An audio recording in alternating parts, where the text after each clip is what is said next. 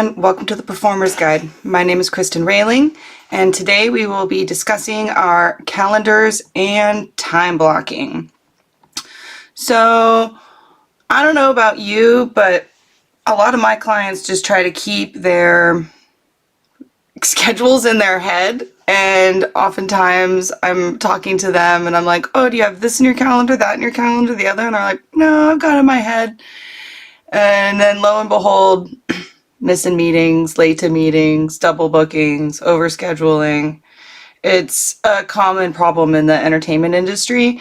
And so that's why I like to include this in the Get Your Shit Together 21-day personal challenge, because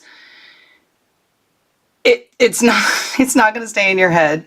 So one thing that we're going to work on is getting it out of our head and onto the calendar. And so what that's going to do is it's going to allow us to have more mental clarity, more space in our brain for other things.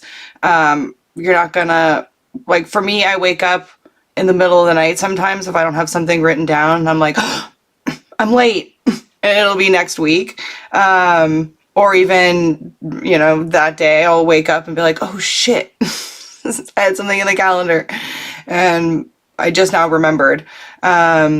And so I added this module specifically to help with that, to help clarity, help your sleep, help just make it so you have things out of your head and onto paper, okay?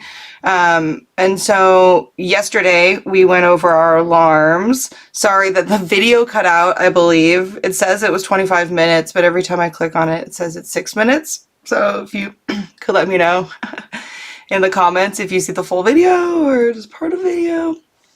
But I'm recording now, so if that happens again, I'll be able to just upload it as a video as well. So in theory, you've done your alarms and you've got your whole alarm system set up.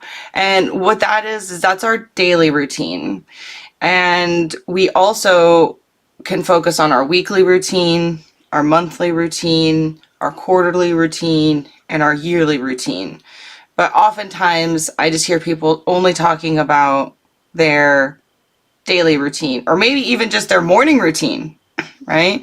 But we are creatures of habit, and we do better long-term if we create habits for these. Again, so we're just taking them out of our brain and it's becoming routine, and then you feel like, oh my gosh, I'm actually getting more things done, but I have so much more spaciousness both in my brain and time-wise because everything's in the calendars.